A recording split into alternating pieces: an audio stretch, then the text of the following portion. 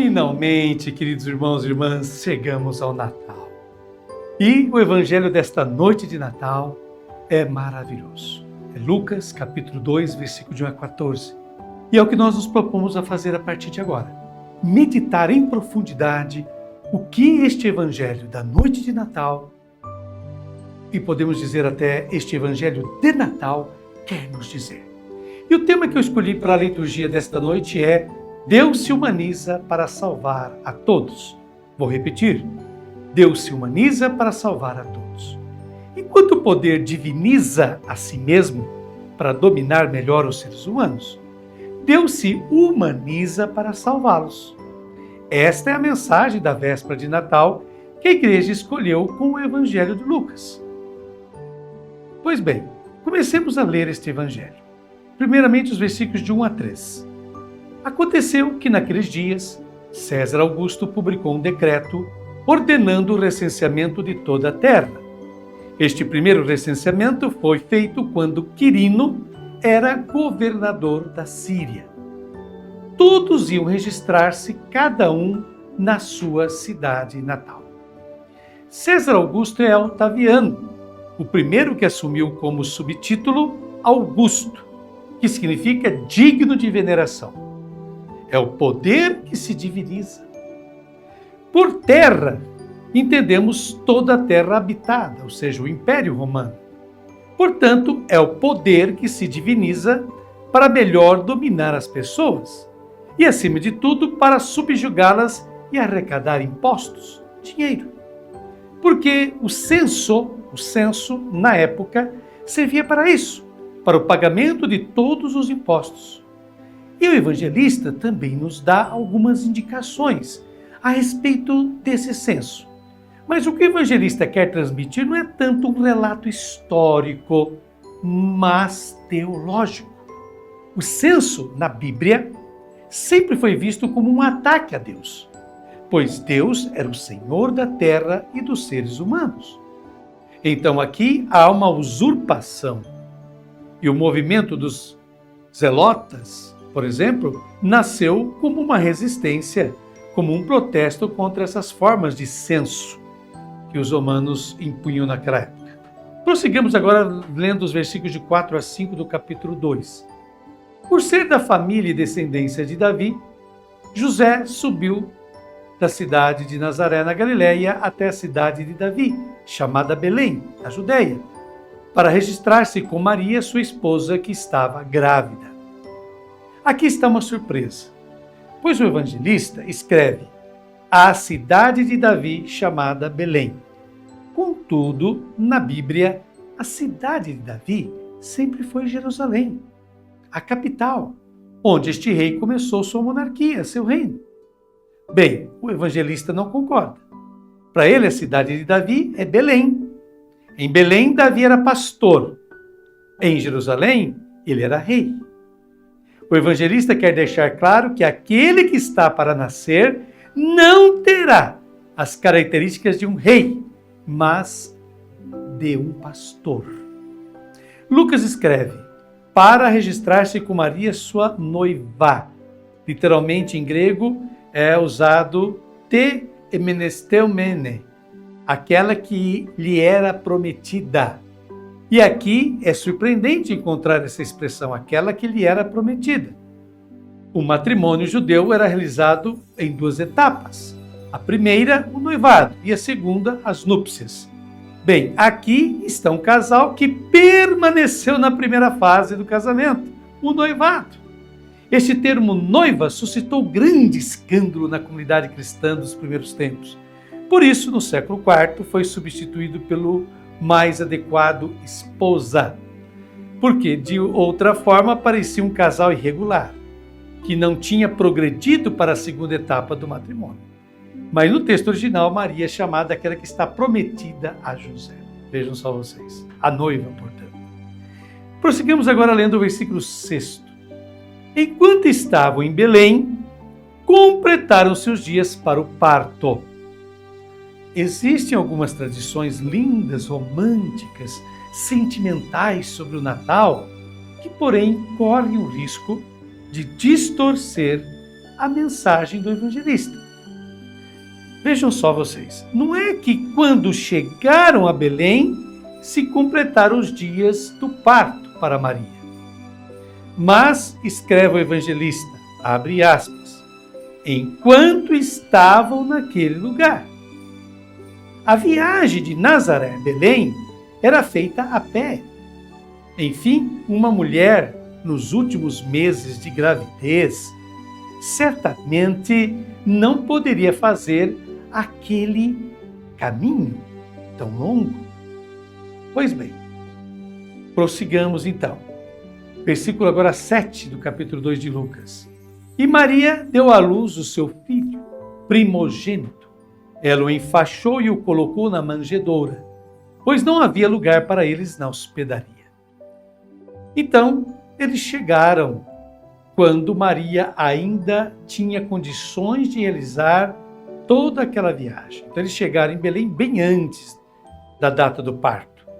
Porque o evangelista escreveu que este filho é o primogênito. Por que ele fala isso? Será que depois Maria teve outros filhos? Não, não é isso. É que primogênito é o filho do sexo masculino nascido primeiro, o qual deve ser consagrado, de acordo com o livro do Êxodo, capítulo 13, versículo 2. E consagrado ao Senhor, obviamente. Portanto, Jesus será consagrado ao Senhor, por ser o primeiro do sexo masculino a nascer de Maria e José. Envolveu em faixas.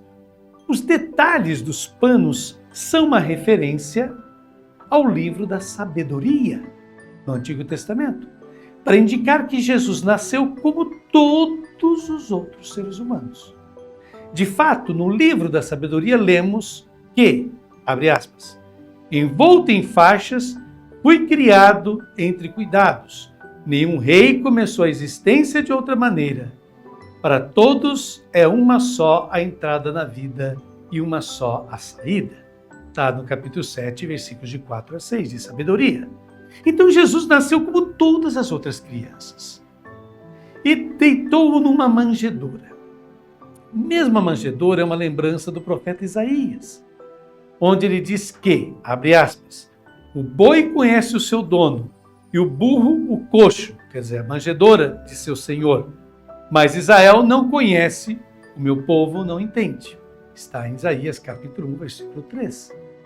Por meio dessas referências, o evangelista quer deixar claro que Jesus, como escreve João em seu prólogo, veio entre os seus, mas os seus não o aceitaram, não o reconheceram.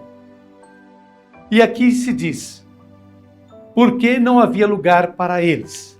No passado, a tradução incorreta da palavra grega por hospedaria deu origem à história desse casal que não conseguia encontrar um lugar para ficar. Não havia espaço no alojamento, é o correto. Não na hospedaria, mas no alojamento.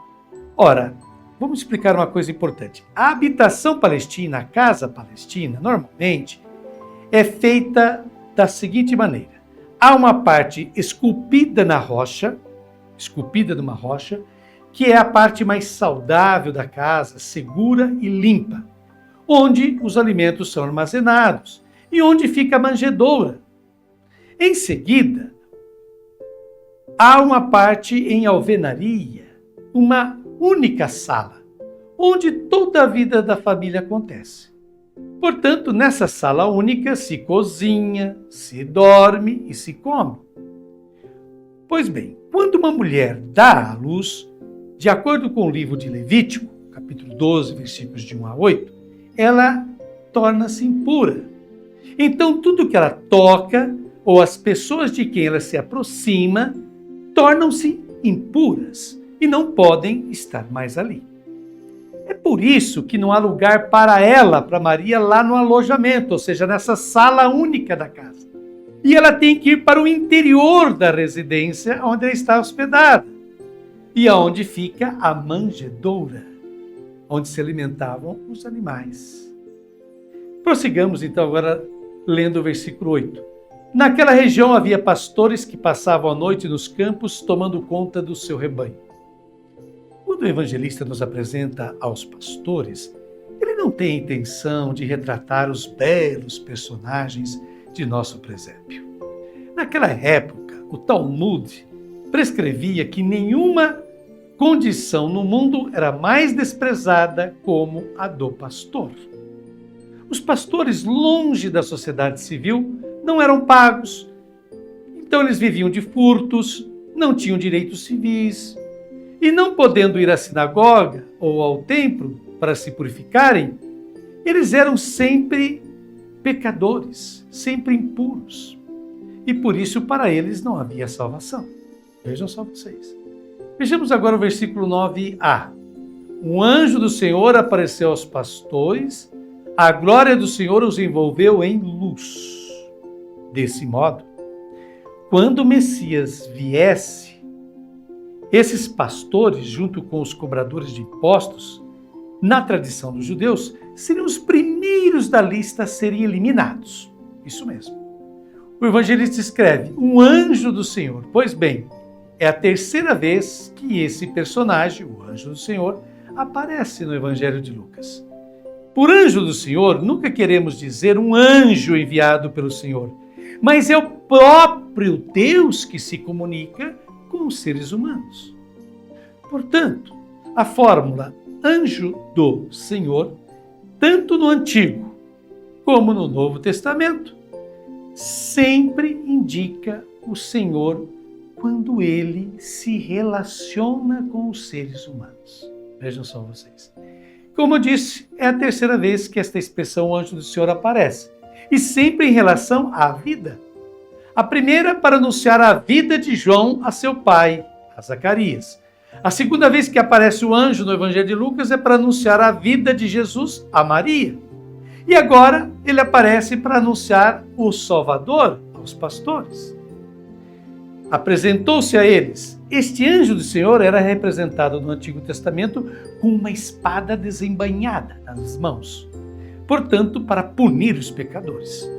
Bem, quando Deus se apresenta diante dos pecadores, não os ameaça, não os castiga, não os abate, mas, e aqui estão as notícias, as boas novas de Jesus, a glória do Senhor os envolveu em luz. Vejam só vocês. Prossigamos lendo agora o versículo 9b até o 10. E eles ficaram com muito medo. O anjo, porém, disse aos pastores, não tenhais medo, eu vos anuncio uma grande alegria, que o será para todo o povo. Portanto, Lucas desmente toda aquela teologia anterior de um Deus que julga, ameaça ou pune. Quando Deus encontra os pecadores, ele não faz nada, além de envolvê-los com sua luz, a luz de seu amor. Mas os pastores não sabem disso. E de fato o evangelista escreve que ficaram tomados de grande temor, porque sabiam que os esperava. Porém, o anjo os tranquiliza, mencionando-lhes a grande alegria da boa nova que afasta o grande medo. Vejamos agora os versículos de 11 a 14, os últimos do evangelho desta noite de Natal.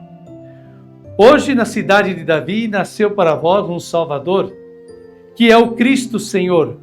Isto vos servirá de sinal. Encontrareis um recém-nascido envolvido em faixas e deitado numa manjedoura. E, de repente, juntou-se ao anjo uma multidão da corte celeste. Cantavam louvores a Deus, dizendo, glória a Deus no mais alto dos céus e paz na terra aos homens por ele amados. E qual é essa grande alegria? Quem nasceu? O carrasco? O Messias castigador?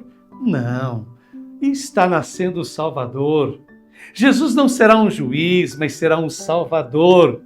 No final desse diálogo se dá a manifestação visível de Deus, que está longe nos céus e que na terra haja paz, ou seja, felicidade. Mas para quem? A tradução errada no passado dizia para homens de boa vontade, paz na terra aos homens de boa vontade. Errada essa tradução. É uma tradução que se baseava no mérito. Quem merecesse, receberia. Quem não merecesse não receberia essa paz. Não. O amor de Deus que se manifesta no desejo de que os seres humanos sejam plenamente felizes diz respeito a toda a humanidade, porque todo ser humano é amado pelo Senhor.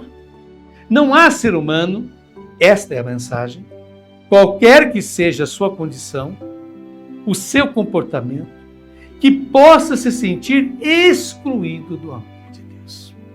Muito bem.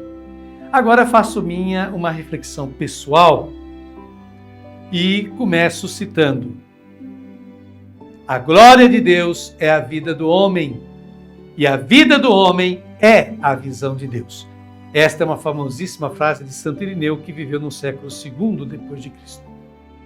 Pois bem, tanto o nascimento quanto a morte de Jesus de Nazaré são desconcertantes para o sistema de poder e para o sistema religioso da época de Cristo. Ele é morto como um subversivo, um agitador que deseja lançar o povo contra César, contra o império, desaconselhando o pagamento de impostos e desejando ser rei, por exemplo. É o que se vê em Lucas capítulo 23, versículo 2.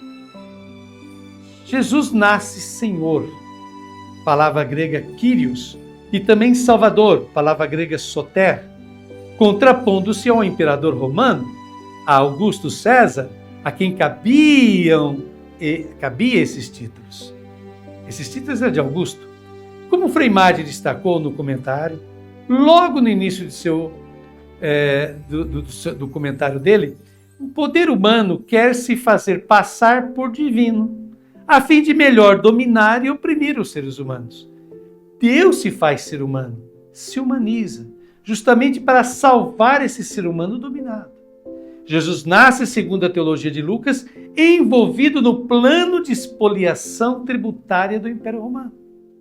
Por isso ele nasce na periferia, entre os mais periféricos dos periféricos, ou seja, os pastores. Nasce desapercebido, desacolhido por aqueles que de direito e por saber deveriam ser os primeiros a saudá-lo, ou seja, as lideranças religiosas dos judeus. Não por acaso Jesus ficará contente em perceber que são os pequenos, os fracos, os humildes, aqueles que ninguém dá valor, os primeiros a dar ouvidos de verdade à sua mensagem. Abre aspas. Eu te louvo, Pai, Senhor do céu e da terra, porque escondeste estas coisas aos sábios e entendidos e as revelaste aos pequeninos, como se encontra em Mateus capítulo 11, versículo 25. Jesus nasce como toda e qualquer criança. Por isso o detalhe de estar envolvido em faixas, justamente para valorizar, tornar digna a vida de todo ser humano na face desta terra. Não há quem esteja fora do alcance da vontade humanizadora, portanto, salvadora de Jesus Cristo. Em João capítulo 6, versículo 39, Jesus deixa claro isso. Abre aspas. E esta é a vontade daquele que me enviou, que eu não perca nenhum daqueles que ele me deu, mas o ressuscite no último dia. Fecha aspas. Concluo estas sábias e perspicazes. Aliás, eu concluo com estas sábias e perspicazes palavras do teólogo espanhol José Maria Castillo, que diz-nos o seguinte: não é a história dos vencedores que começa em Belém. Foi uma aldeia da Galileia, em Nazaré, da qual nada de bom poderia sair, daí veio a solução que nossos desejos de poder e de dominação imperial precisam. Não seguimos Augusto, mas Jesus. E agora, concluindo, eu convido você a me acompanhar nesta bela oração para esta noite de Natal. Assim como há mais de 2000 anos atrás, hoje um mensageiro de Deus diz aos nossos ouvidos: na terra, paz aos homens por ele amados. E paz aqui eu entendo como proteção, amor, zelo. Pois bem, Natal é isso. Sentir-se e comportar-se como irmãos e irmãs uns dos outros. É o que eu, do fundo do coração, desejo a todos vocês e suas queridas famílias. Feliz Natal a todos.